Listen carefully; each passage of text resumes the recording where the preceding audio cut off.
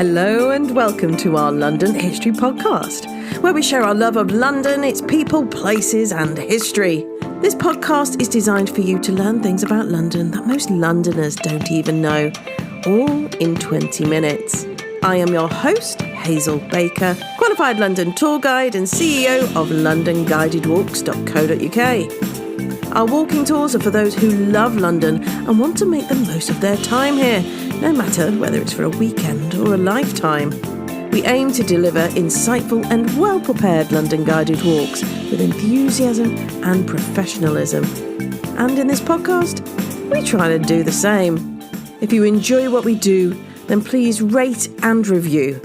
You can become a patron for as little as £5, and that's where we share additional videos of the interviews with you, plus lots of other unique content. Get that cup of tea, but this time you may want to leave out the sugar. For today, we are talking about Georgian Dentistry in London. And to help me fill in the gaps, we have Sarah Murden, who is an 18th century historian, genealogist, and host of a fabulous blog called All Things Georgian, and that looks at all aspects of life during that period. She also has co-authored 5 books about the 18th century, written for pen and sword books. So, hello, Sarah. Hi Hazel, thank you for inviting me. This is lovely. A gruesome topic, isn't it, we're going to look at? It is, isn't it? Dentist, it's a funny one because you don't really think about your teeth until something's wrong, do you? Yes, my research into this actually came about whilst cleaning my teeth. It was one of those things that you I'd looked at 18th century makeup and clothes and fashion and hats and wigs. And I was cleaning my teeth and I thought, teeth. Wonder how the 18th century people actually clean their teeth, and did they clean their teeth? And what about dentists? Did dentists exist? And that sent me off down a rabbit hole trying to find out even more about it. Well, you know, inspiration strikes at the oddest times, doesn't it? Exactly. When you went down this rabbit hole, what did you find? What about the history in general and dentistry? As I said, it's a gruesome topic. I think up until about the early sort of 1720s, so a long time ago, it was very much sort of the domain of either DIY for teeth extraction, or you could go to the local barber, they would remove your tooth, or just perhaps give you something to ease the pain a little. But it was homemade remedy type things. But it was a Frenchman, a chap called Pierre Fauchard, who actually studied the anatomy of the mouth and looked at the actual teeth, looked at the construction of the teeth. And he started to write documents and wrote a thesis on, this is what we're doing wrong, this is what we should be doing, this is how to look after the teeth better. I think some of that had come about because we were sort of falling in love with sugar, and the teeth consequently were rotting very, very quickly. And so I don't know what spurred him on to write about it, but I suspect the fact that so many people walking around either in pain or with no teeth at all, that he thought probably there's got to be a better way than this to manage dental care. But he was sort of one of the first people, if not the first person, to discover that acidic foods like lemons, limes, were actually causing erosion of the teeth, the enamel. Something that we know today. We know if you sort of suck on a lemon for too long, it's not going to do your teeth much good. He knew that sugar wasn't going to be good for the teeth. But he did, however, recommend cleaning of the teeth with human urine. I wasn't expecting that.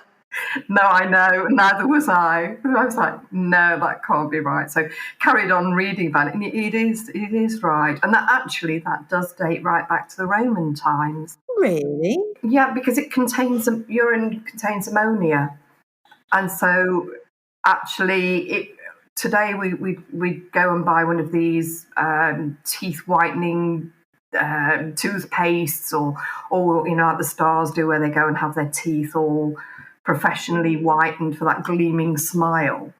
Well, apparently ammonia used to work equally as well. But I really, really wouldn't recommend it. But they use it like a mouthwash then? They could use it as a mouthwash, or at that stage, as I understand it, certainly in the early 1720s, people used just a cloth. So they'd dip the cloth in urine and then clean their teeth that way. Whether they swallowed or spat, I really don't know. You don't write about cleaning your teeth, do you? No. You know, it's just one of those things every day that you do, and you assume that everybody does it the same way as you. Yeah, so absolutely. And I read somewhere, and I have to admit, it was my own thought, that when you look at 18th century portrait painting, you don't see teeth. You don't see anybody with that big smile, do you? No. And I did wonder then whether that was actually because they either hadn't got any teeth or because their teeth were really rotten. But I've been sort of assured that no, the reality was that you sat for a portrait over hours and hours and hours, and the idea of having that Cheshire Cat grin is something you couldn't hold in place for that long. I half think it's a combination of both. But then if everybody, I suppose the argument is if everybody had bad teeth, then really you weren't going to look any worse than the next person from the point of view of having your portrait painted. So I don't know which is fact and which is fiction, really. But I did read that in around sort of Spitalfields area, there was some research, some excavation work done. I'm not quite sure when it was. You perhaps know more than I do. But the bodies that were dug up, ones that were between sort of 17 and 1800s, 80% of the people had cavities in their teeth. So it gives you some idea of just how rotten the people's teeth were at that time. And London produced a document that used to go in the newspapers regularly and in journals and things that actually talked about the mortality rates. But say you've got 12,000 people that died, a good sort of 40% died, and it just says dental against the cause of death. There would be a few with cancer, there would be a few that were accidental, there were a few that took their own lives. But there's a really high percentage of people that were actually dying from dental. So I suspect that if you think about it, the eating of sugar and sweet stuff was going to rot their teeth. The lack of proper, what we would call dental care today, the teeth would just rot. And also, you've got to bear in mind that when they did start using something akin to the dental tools that we use today, they weren't sterilised. You know, we put so much stress today on the hygiene. You know, we went through a phase of having an autoclave where all the metal dental tools went in and they were sterilised on an overnight process so that you knew the next day that, these tools that were going into your mouth were going to be clean. As soon as you'd been treated, those tools were taken away into the autoclave and they wouldn't be used till the next day or whatever their process was. And now we're into disposable equipment because we can't take any risks. You think about it, in the 70s and 80s, you've got the risk of HIV. And so that kind of was starting to change the way in which dentistry or modern dentistry in our lifetime has changed. So if you think back to the 17 and 1800s, hygiene was really poor anyway. And most people perhaps would sort of, have a superficial wash of their face and their hands, and that would be about it. And dental treatment, open wide, and in went the tool, and they would just remove the offending tooth they wouldn't have any sedation, was another thing. So it was a case of, perhaps something like gin, or they did have opium, but that would be the sort of, that would be the closest thing to a form of anaesthesia that existed. So, if you wanted any form of pain relief, then that, and laudanum was around as well. So, which was would basically knock you out. But I came across a letter written by Queen Charlotte, George III's wife, to what would become Prince George became George IV. And it was a letter about all different family things. But in it, she actually put that I'm sorry I haven't been in touch earlier. I've not been feeling very well. I've had 3 hours dental care or dental treatment. Can you imagine sitting there for 3 hours? So whatever it was, I frantically sort of tried to find further letters to, before to say she was having it done or after to say what she'd had, but I didn't find anything. But I can't imagine many procedures today other than major dental surgery, like say a full extraction that would warrant that length of time sitting there having your teeth pulled and fixed, etc. It's pretty gruesome stuff, really. So we've got cleaning with urine. We've got the fact that the tools are unhygienic and not clean and not sterilised in any way. We've got the pain of having it done. It was pretty awful, really. Came across one chap though who opted for the DIY method, and he got a piece of catgut and tied it around the offending tooth, put a bullet on the other end of the piece of catgut. So he's got one bit attached to the tooth, one bit attached to with a bullet round it, put the bullet into the gun, loaded that with powder, fired it, and out flew the tooth. I've no idea whether that's true or not, but it was reported. So I'm kind of, unless it was one of these sensationalist newspapers, I don't think it was really. And then I can kind of imagine, if you think about it, if you're in so much pain, you're kind of going to do anything really, aren't you, to relieve that? So it's all pretty gruesome stuff. So if you're a regular person and if you weren't going to go the DIY route, you wanted to maybe have it done properly and spend a little bit of money and go to the barbers to get it done there. If you were a little bit higher up in society, then where would you go, or would a dentist or someone come to you? If you're royalty or nobility, you wouldn't go; they would come to you. And we've got evidence of the royal dentists at various times, and they would take their own dental kit with them, so to speak.